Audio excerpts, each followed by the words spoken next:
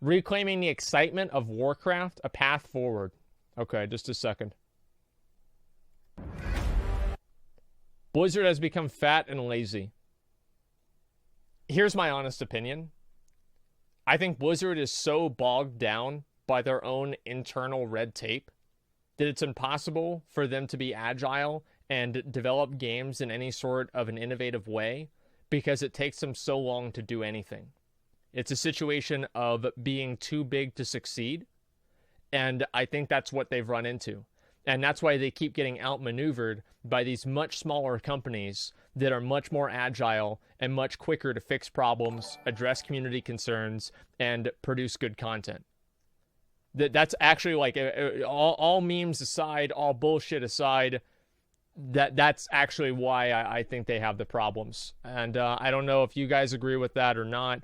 And yeah, I do feel like, financial expectations set by Activision and the board of directors that's primarily comprised of people from Activision has created a situation where Blizzard can't do anything and they have to push out products that might not be fully complete in order to meet those expectations. That's what I think has happened.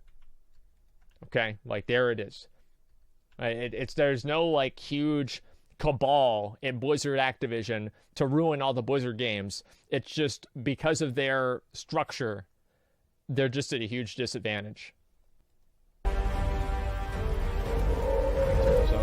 Hey everyone, and welcome back to another Warcraft video. So, a while ago, one of my favorite YouTubers, Marquez, made a bunch of videos addressing the various tech companies, and they were actually pretty great. They were pretty constructive, and they were interesting. So today, I actually think it's a great idea to do that for Blizzard Entertainment. We're going to focus on what they can do, what would, for the most part, be solid improvements to this game without tearing the whole thing down and rebuilding it, i.e. stuff that's actually implementable for the most part. Sounds good. Kind of a low-hanging fruit, the stuff that can be done. Suggestions so, let's for the kick game. it off with something a little bit more fun. Tintable armor rewards. Okay, so visual progression is super important. And it's not because of oh, look at me, look how pretty I am. It's not because of that at all. Yeah. It's because having something that looks cool that was also challenging to acquire is extremely motivating. Just look at the gear of Vanilla and TBC and how that's remembered, or more recently, look at the Legion Mage Tower and those tints and how cool they are.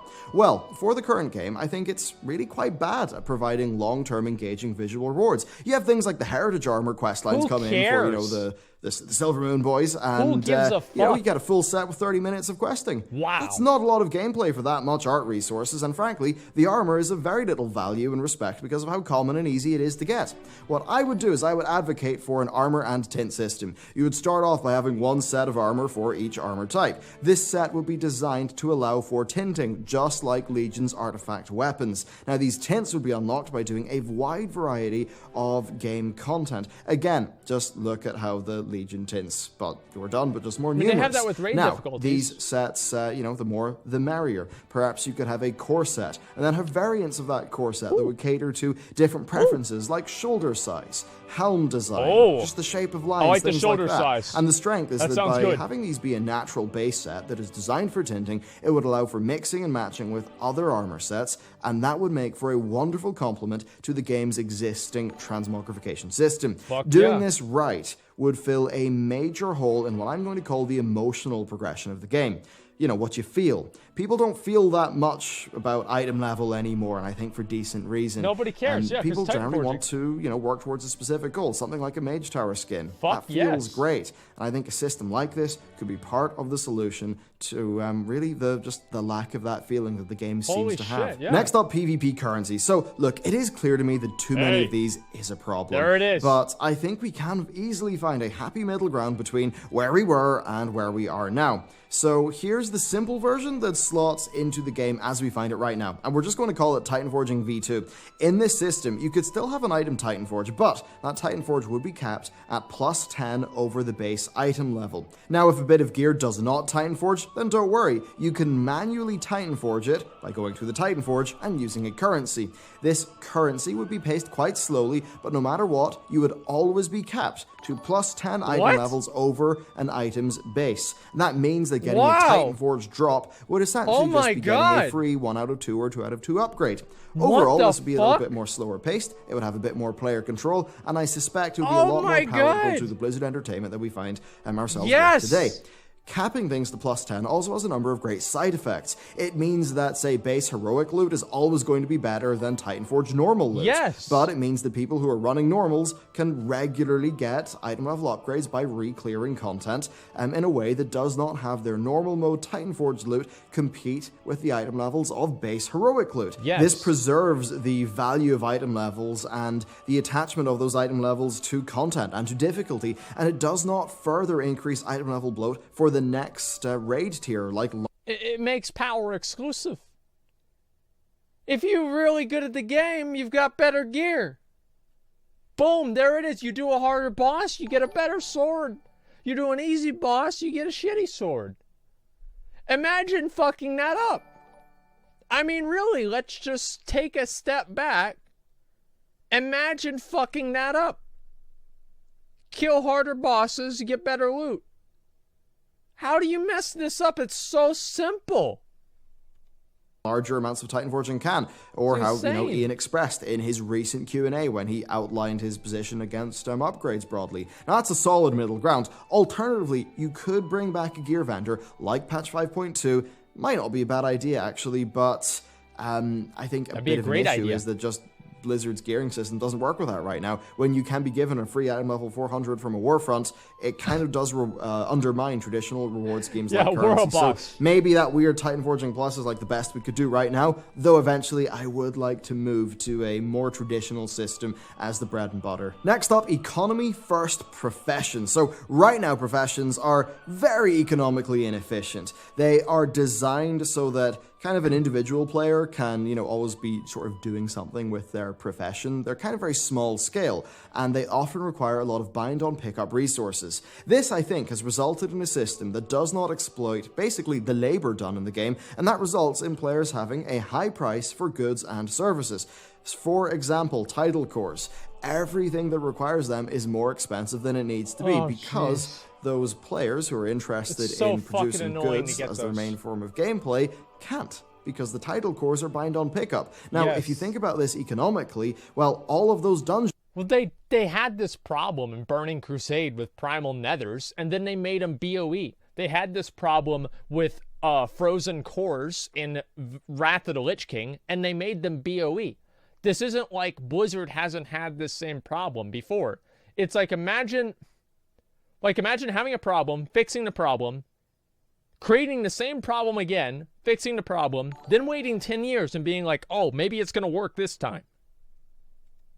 Runs, they are labor that we are actually getting very little value from most people. So really following from that example, I would advocate for economy first profession designs, at least insofar as the commodity goods are concerned. I think this would allow for just those of the auction house to get a lot more out of it, but more importantly, it would mean that players who, as an example, do a dungeon, well, they would actually then have a sellable resource with a bind on equipped title core. And this could really help people pay the bills. And I think this would be a lot better than the current situation where really a lot of resources in the WoW economy kind of go unused. Now, Blizzard have talked about how they don't really design the economy. They kind of design the professions in a very traditional game design-y sort of manner. But the thing is, with World of Warcraft, it's actually a very vibrant economy with millions of participants. You can't design it with only one in mind. I think they need to think about that. Oh, and also a revamped auction house. I know you guys are working on it. The sooner the better. Next up, actual world events. Why do we still have no good world events in, current year? I mean, let's just start with the Destiny 2 public events. Before you click off, trust me, they're actually quite smartly done. So they last a few minutes. They typically are about enemies pressuring an objective, and that forces you to play pretty aggressively. However, if you're totally smashing through them, then each Destiny 2 public event has a triggerable heroic mode that is a harder difficulty with greater rewards. Now, look, take that. Make that work for WoW mechanically, and just put it in the zones. And there you go. The world is a hell of a lot better. The more of these, the merrier, especially we fucking had this with the Legion invasions. Like, at the end of fucking whatever, what was it, WoD, right? Yeah, it was WoD. We had this with the Legion invasions. They were fucking awesome. Like, you saw all your fucking boys flying into Westfall to kill some dipshit named Bald Razor that I kept getting fucking people would tag me in a screenshot of the mob. I remember his goddamn name. And everybody was just like, the sky was fucking black and green. You had ashes of a Lars. You had proto-drakes flying in with the might of the fucking Alliance and the Horde combined. It was amazing. It was the most badass shit that they have ever done. And they just got rid of it.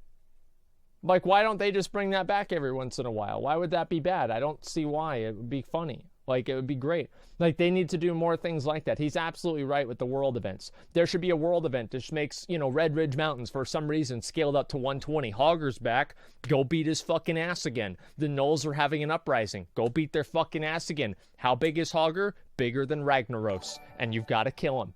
That's the way it needs to be. And that would be cool. And, like, what does Hogger drop? 415 gear. And he can beat a raid of 100 people. I guess it wouldn't work now because the servers are so fucking bad, but hypothetically, that's what I'd like to see.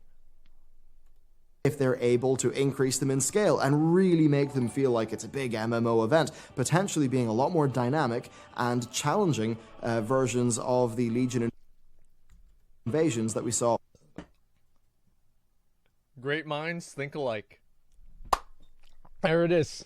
With the Legion pre-patch, which at least were a cool proof of concept that they never followed up on. But the thing is, you could go really so much further. You could have these things maybe affect the status of hubs in-game. You could maybe let them trigger each other. So as an example, if you knock out Event 1, that will maybe cause Event 2 or 3 to spawn. You tie all these into a theme, and suddenly you have a system that really makes it feel like there's a lot more going on in the zones. Now, let's even go mad. Let's throw some affixes on them. Some weekly affixes for the public events to sort of spice them up. Basically, my point here is more stuff that kind of spawns in and out actually dynamically, that has variable difficulty modes, that just takes place in the open world, so that it's not just...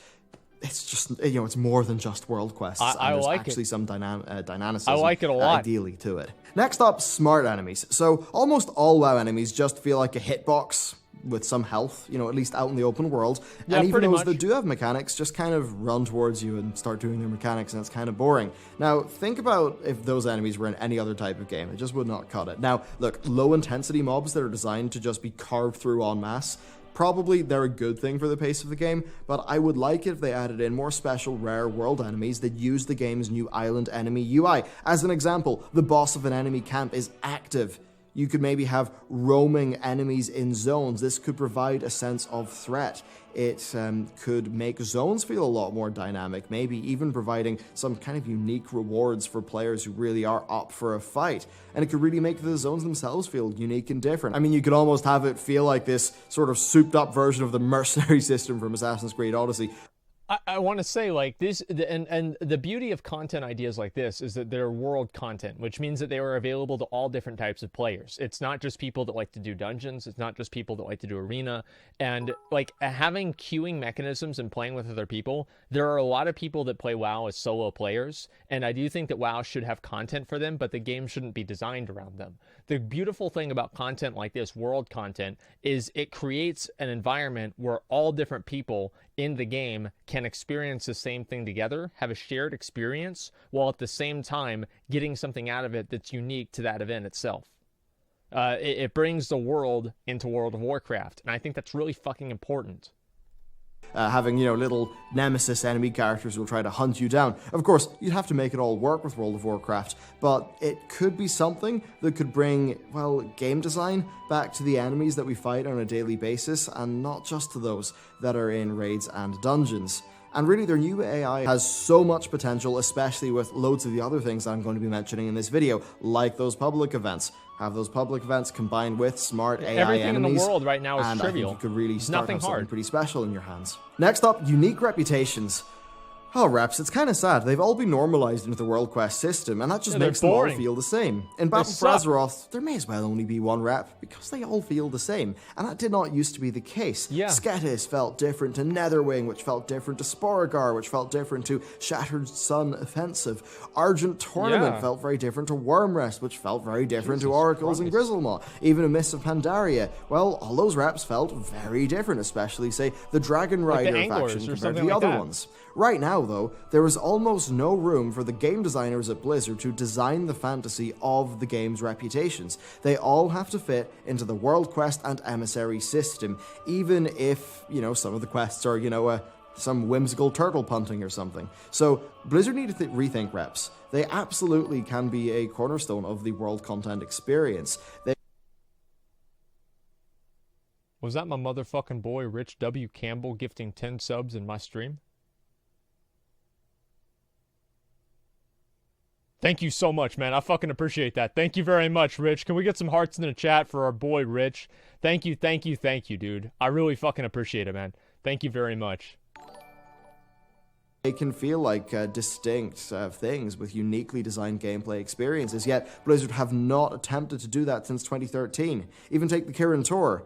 It's still just world quests. Why not have a quest line where you start as an initiate in their order and you unlock things as you progress through the rep, new content to do, new mechanics, do things like that, so that, they can create an actual progression through gameplay feel.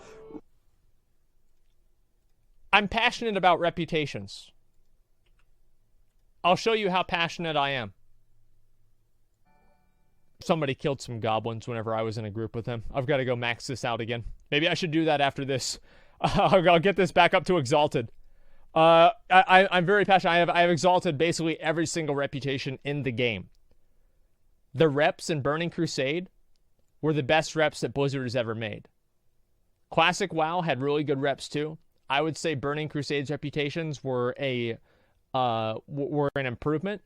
Everything beyond Burning Crusade was absolute garbage. The Oracles was good. Sons of Hodir was good. Cowlak was good. Argent Crusade was good. The rest of them were boring. Cataclysm, Baradin's Wardens was okay. The rest of them were boring. Let's see, where is this here? In Mists of Pandaria, where are they? The Anglers, wherever they are, was good. All the rest of these were boring, basically, minus like one or two that I'm just not thinking of right now. The Warlords of Draenor, the only good reputation from WoD was the Saberstalkers. Every other rep was literal fucking garbage. Ren's Vanguard was good, but it was just too easy to farm out, so it was irrelevant. In Legion, let's see, was there any good reputations in Legion? Talon's Vengeance. Talon's Vengeance was an amazing reputation. I like that a lot. Okay? Yes. No? Hey. Talon's Vengeance was actually fucking awesome. Suramar, I didn't really care a lot about it, but yeah, maybe Suramar. In BFA,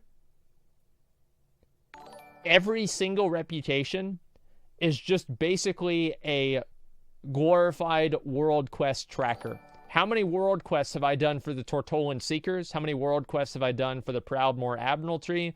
It's the same for every single one. It's true, but there it is. Rather than just watching a bar. I think that would be really important. Yeah. Next up, differentiating mounts. And this is one of the more out there things in this video, because mounts are just boring now. There's so many of them. Just the new skin's not that Stop, exciting. Bellular, it hurts. Especially in a world where, say, Guild Wars 2 has mounts with unique traversal mechanics that are actually mechanically kind of cool. So for World of Warcraft, I think that having mount customization slots would be a pretty decent idea depending on the mount type. Now, perhaps this could be really simple. Just have some slots in your mount window. You could put in some, enchanted horseshoes that allow for water walking. This is my idea. And maybe you could, put all the existing professional upgrades in there. Then have some basic abilities like a sprint or a charge. I mean, hell, why not have a special, gnome engineered springed stirrup that lets you heroic leap off your mount into combat? I mean, as long as it's not active and instanced content, there's no balance problem here. And, you could have basic slots for all mounts. No, these things are too complicated for new players. Specific... Yeah, it's true. Yeah. So here's Blizzard's perspective. They had to take PvP vendors out of the game because players couldn't find them. Mm-hmm.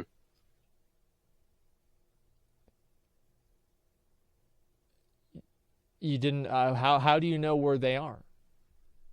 Well, you talk to a guard. They're hiding. Right?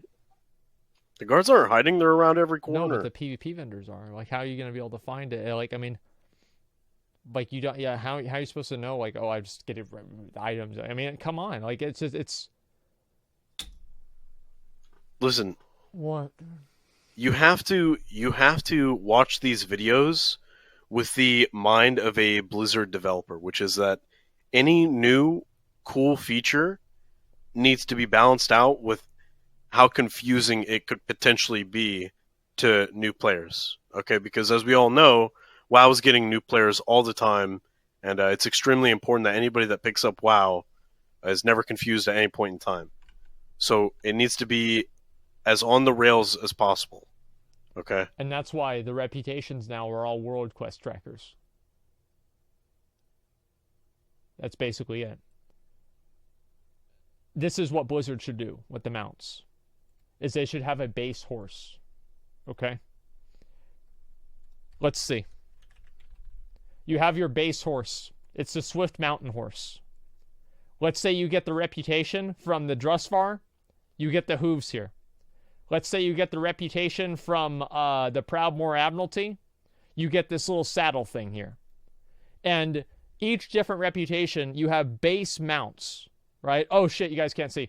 You have base mounts, like a base horse, a base Kodo, a base wolf, a base ram. And you can augment these different mounts with specific things that make them unique, to where if you see somebody riding on the horse with the magical phoenix head or something like that, you know that they were able to defeat, some boss that's a phoenix somewhere in the game. Like, that would be really fucking cool.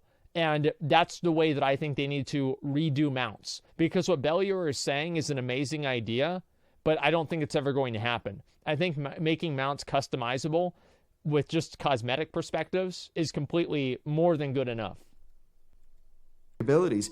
Give dragons a breath. Let it do AoE damage. Is that perfectly balanced? No, it's not, but it's just messing around in the world. If all mounts being perfectly balanced means that none of them are interesting, there's basically zero advantages across the board, then that's boring, and I want unbalanced mounts that feel different. Let horses have a back kick stun. Give boars a charge. Why not give hippos a bite? Why not have the elementals actually do something elemental? I mean, that is all a little bit wacky and far out there from where we are right now, but I think that the potential of having mounts be fun again is worth it. And, I mean, Blizzard, like, legit, if you guys want to make more WoW token money, make your mounts more interesting. People will do that conversion.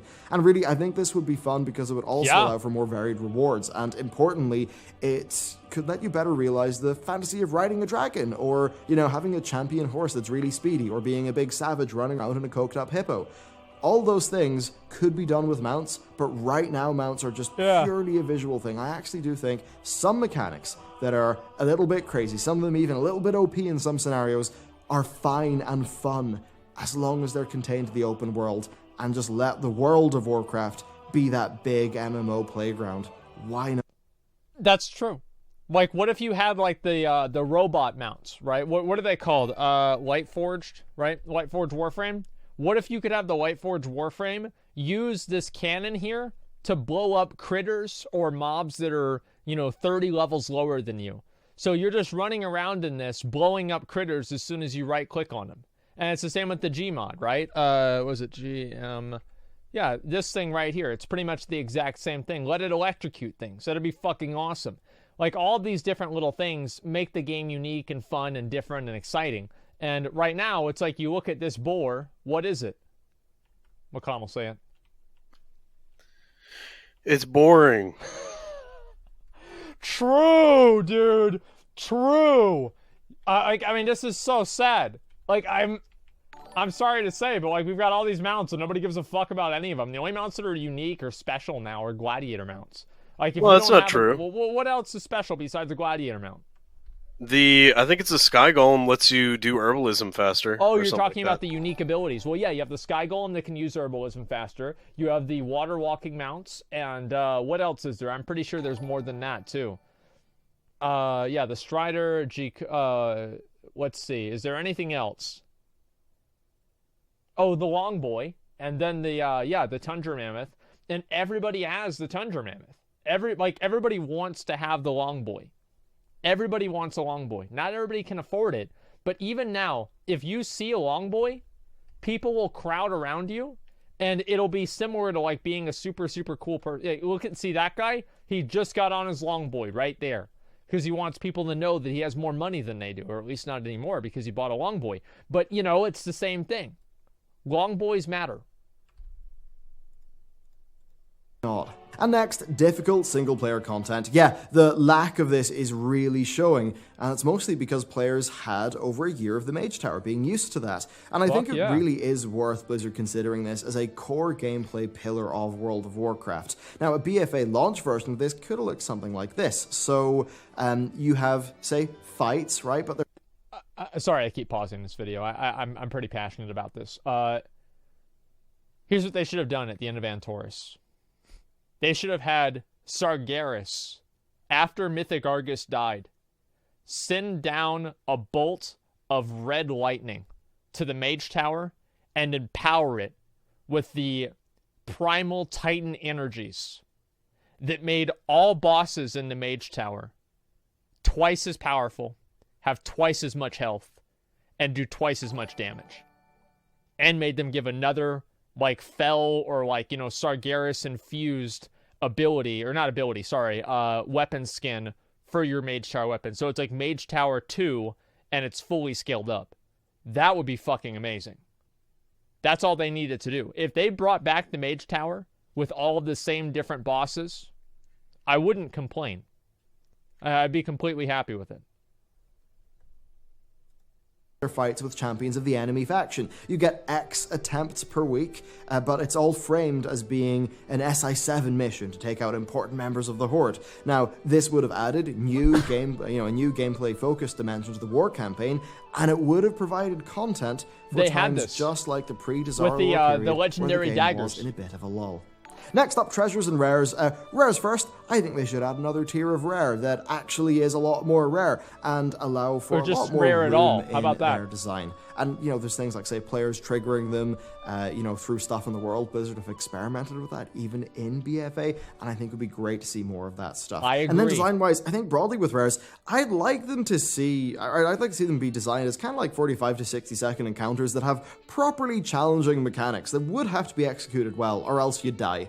Almost like miniature Brawlers Guild. Yeah, when did they bring back the Brawlers rare Guild? bosses, but actually That was in the awesome. world. Then as for the treasures, just go back to the WoD model baseline and, we'll see what happens after that.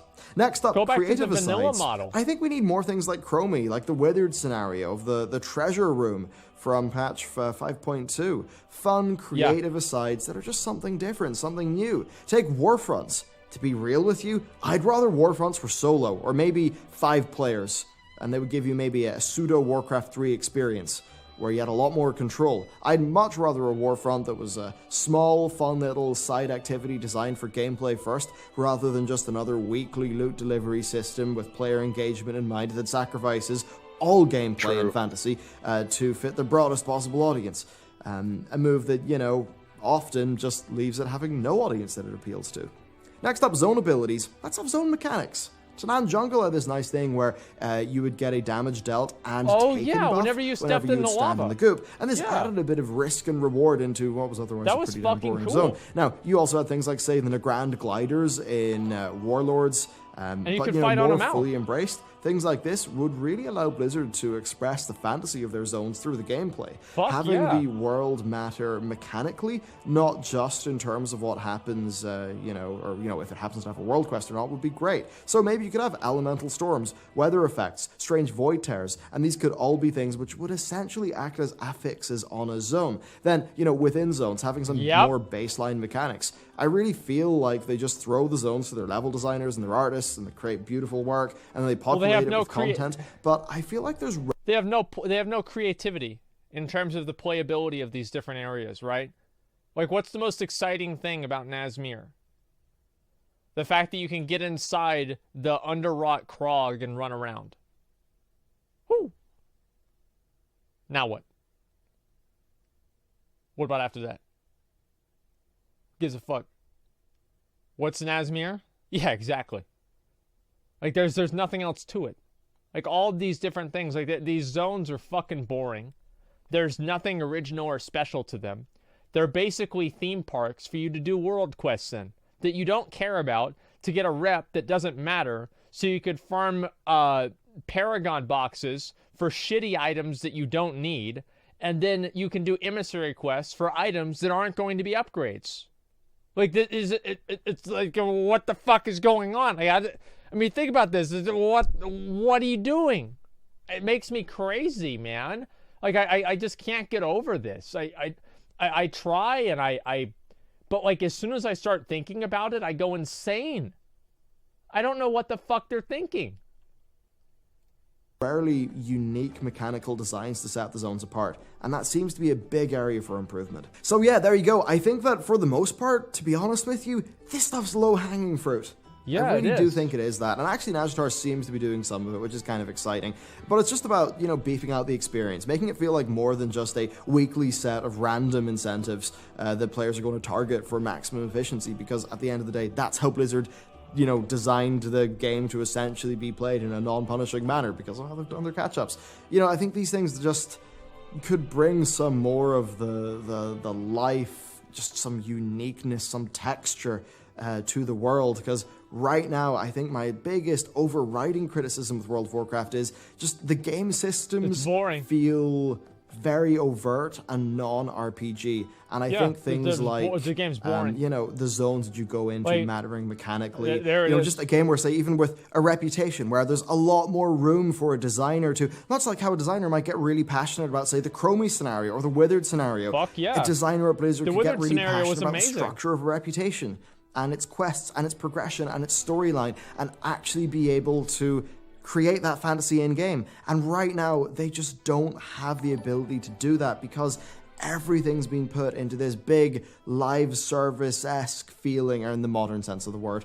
Sort of they have like an pre-planned overlying system, and everything has to fit into thing that I think to a lot of the people who play WoW, because it's an RPG, an MMORPG, of course, it just doesn't really feel like it's in alignment with the emotional reason why they play the game. So, there you go. That is my thoughts on some low-hanging fruit, some easy ways to improve World of Warcraft. Okay, a few of them are not easy, but I think a lot of them are. I mean, yeah, if we were doing the whole thing again, I would make a different video, but this video is all about what could be done in, like, 2 years to, steer the ship, not to, rewind time and, I don't know, set a different course, I suppose. So, thank you very much for watching this video. Let me know what things you would like to see down below. And with that, I will see you next time.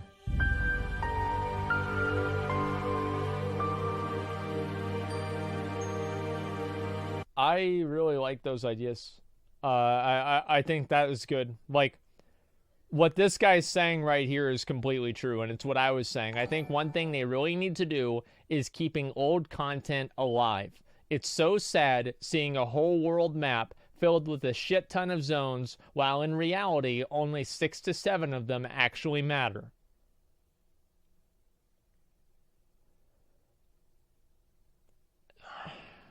I just, like... Well, I mean, they matter to people leveling up, right? Like the old zones do.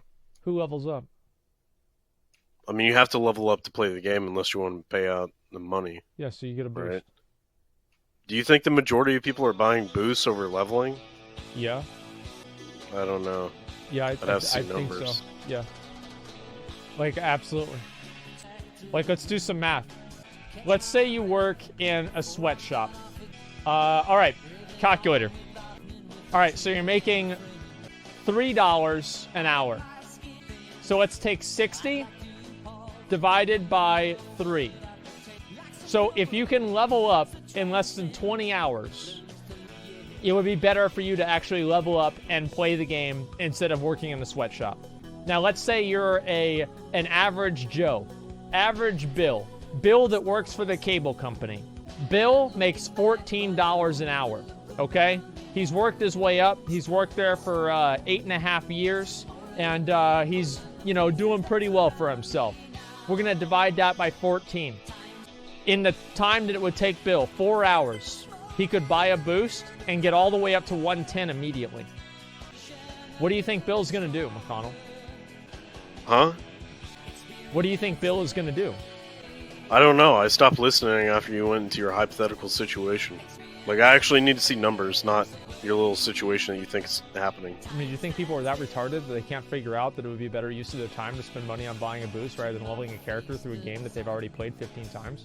Do you think new players to the game are gonna want to buy a boost rather than actually play through the Absolutely, game? because new players are conditioned to play in the new gaming world, which heavily features microtransactions to allow you to circumvent doing content. Absolutely. That's just assuming what people's intentions are. Like, you have no idea. You're just assuming it's true. Well, of course. You have no idea whether most people play through the game or boost up. You have no clue. You're just making an assumption. It's not. You're not basing that on any actual numbers or anything like that. There's one player in the Blasted Lands. So what? Next leveling zone. Think of it. What does that have anything to do with Ghost What are you Lands. talking about? It's a ghost land. I guess it's a horde zone, so that wouldn't be a very good comparison. Eastern Plaguelands. There's nobody there. Alright, Westfall. Let's try Westfall. 0 people. Next zone. Ice Crown. There's one person who's leveling. No, he's not even leveling. He's in Ice Crown Citadel. The only person who's in Ice Crown who's not level 120 is 94. He's not doing anything in there. Duskwood. 3 people leveling in Duskwood. That's nice. Next, Stranglethorn Vale. 2 people. Let's see. What are some other popular leveling areas? Tanares. 1 level 48 mage. He's out there doing his best. Ungoro Crater.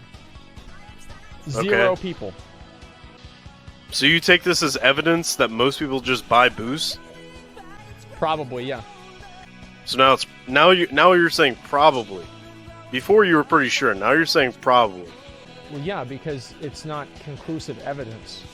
Right. It's I'm not drawing- conclusive, so you're just Well, obviously, right. It's not nothing, conclusive at all. You're just of like course it's either not this conclusive, is and even if you had numbers, you wouldn't necessarily be able to prove that that means more people buy boosts than leveling, because you don't know how many people would have leveled naturally without buying the boost instead. So it But wouldn't you have even to work know if you how had the many numbers. people. You need a metric for how many people actually go through and level through the game. You can't just say, "Oh, this shit doesn't matter to anyone." Like, yeah, it matters a lot less, and that's a shame. Like, it absolutely should be like they should be more, emphasized, and people should be going through it. Yeah. But either you can't just take that and say, "Oh, it's people just buying boosts." Like, What do you think the percentage of these players are that are re-leveling? Are people that are purely re-leveling for heirloom sets? I have no idea. Like, it could just be that the game is fucking dead. Like, you've done this before. You've gone through and slash hoot before, Yeah. and you took that to mean that the game is dead. You didn't say, when you slash hoot people before, you didn't say, "Oh, well, it must mean that people are boosting." No, Well, that's because when they you're were doing already, it, then they would you have already been at max level. I right. checked But max that's level not. zone. I'm not. That's not what I'm saying. I'm saying the last time that you slash hoot people, when you went around slash hoot, Oh, yeah. you took it to mean that the game was dead. But now you're slash hooing and saying that it must be because people are boosting their characters. You just switch your narrative whenever you want to do something different. How is And that? that's How is fucking- that switching? it's just the narrative? irritating. No. I want to hear that. How is it? I Switching just the told narrative? you. I just told you why. So you're saying that just because I'm looking at 2 different perspectives of players and types of players, that it's somehow weird or the game is dead or something like that? There are 50 players on the entire server, basically, that are leveling from 1 to level 100. That's insanely bad. Period. Yes, you're right. But a lot of those players, it doesn't necessarily mean that they're not doing it for some other secondary reason, like trying to get heirloom armor or something else like that. And if they were trying to get heirloom armor, it wouldn't mean that the leveling zones are necessarily useful to them, because they're just using leveling zones as a tool to get something that they wanted, right? If they could boost for that, they would have done it. So you're not actually using a comparison of a time that leveling is actually taking precedence over buying a boost, because you were forced to level in order to get the rewards from leveling to get the heritage armor. But that wasn't my point anyway. My initial point was that it could be important to new players that are going through the news or through the zones. It doesn't necessarily mean that every player that's coming to the game is buying a fucking boost. I didn't say It could every just be that single the one. game is fucking dead. I didn't say every single one, but I think the majority of players, and this is my opinion, right? But I think this is accurate. The majority of players probably buy a boost. It's only $60, and it's not hard for somebody to look at the amount of time that it takes them to level up a character, and they probably buy a boost. And even if it's not most of them, it's a huge number. The leveling zones are irrelevant. Next to nobody uses them, and it's a shame. I think they should make world events for the leveling zones. Why are we even arguing about this? Like, we both, you agree, right, that we want the leveling zones and the world events, right? Yeah, I just disagree with the reason that people are not using them. I think it's because the game is just not, it's not very engaging, it's not great. But I still think it's important to new players that they play through it, that they should want to play through it. But I don't think that importance is being emphasized at all. Whereas you just think that people are just taking the boost and going. I think they are. And if it was up to me, I'd want to get rid of the boost entirely. I would agree with that. Yeah, I think that the boost is I think that's good. Oh, I got 2 red ones. Oh, shit. I'm going to screenshot this. That's so crazy. Okay, good. Oh my god. Today is my lucky day. Then how do you know the level void elves? Well, I can look at their race, right? Because you can /who and view by race, so it would be easy for me to tell that. Check BFA zones. Okay. Storm Song Valley. There's 39 people in Storm Song Valley. Drusvar, 46 people. There's obviously a lot more people at max level. Okay. You get a free boost with BFA. Well, exactly. And giving people the free boost, I feel like, is a very bad thing for the game. And that's all I'm really trying to get at, is I don't think the boosts are good for the game. I think they disincentivize leveling, and leveling should be more of a component to the game. Players start playing the game. They don't... I just got 2 exalted items, dude. Wait, what? I literally just got 2 exalted items back to back. Dude, this is fucking insane. Look. The belt and the helmet right there. Holy shit, man. This is ridiculous. Dude, I almost want to do the rest. I'm not going to do the rest of the raid, but I almost want to. That's crazy.